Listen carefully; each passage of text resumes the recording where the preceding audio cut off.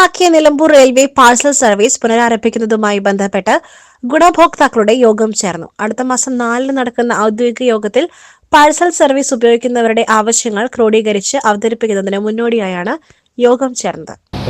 റെയിൽവേയുടെ ഒരു divisional railway consultative കമ്മിറ്റിയുടെ മീറ്റിംഗ് ജനുവരി 4-ാം തീയതി പാലക്കാട് ഡിവിഷണൽ ഓഫീസിൽ കൂടുന്നുണ്ട്.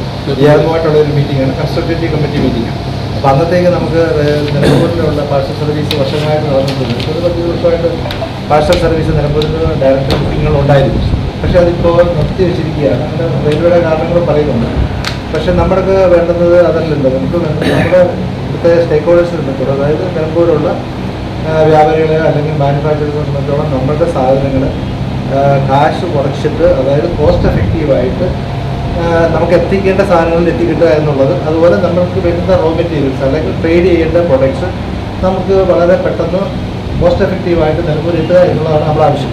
അപ്പോൾ ഇതിന് വേണ്ടുന്ന രീതിയിൽ നമുക്ക് റെയിൽവേക്ക് ഒരു അവരെ ചോദിക്കുന്നത് എത്ര ക്വാണ്ടിറ്റി ട്രാൻസ്പോർട്ട് ചെയ്യാൻ പറ്റും, എന്തുമാത്രം ആൾക്കാർ ഇതിനകത്ത് ഉണ്ട്, എത്ര ആൾക്കാർ ഈ സാധനങ്ങൾ അയക്കാനായിട്ട് റെഡി ആയിട്ടുള്ളതുണ്ട്, ആ ഒരു ഡേറ്റ അവർക്ക് ആവശ്യമാണ്. നിലമ്പൂർ റെയിൽവേ ആക്ഷൻ കൗൺസിലിന്റെയും DRUCC അംഗങ്ങളുടെയും നേതൃത്വത്തിലാണ് യോഗം വിളിച്ചു ചേർത്തത്. വ്യാപാരികൾ, വ്യവസായികൾ എന്നിവർ നിലമ്പൂർ റെയിൽവേ പാഴ്സൽ സർവീസ് ഉപയോഗിക്കുന്നതിലൂടെ ഗുണം ലഭിക്കുന്നതോടൊപ്പം റെയിൽവേയുടെ വരുമാനത്തിലും വർധനവുണ്ടാകും. ഇക്കാര്യത്തിൽ കൃത്യമായ വിവരങ്ങൾ ശേഖരിച്ച് യോഗത്തിൽ അവതരിപ്പിക്കുന്നതിന് മുന്നോടിയായാണ് നിലമ്പൂരിൽ പ്രാഥമിക യോഗം വിളിച്ചു ചേർത്തത്.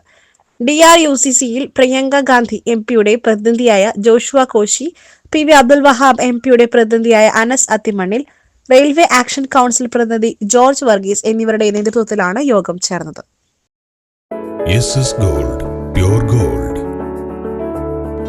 ഗ്രൂപ്പ് നിലമ്പൂർ.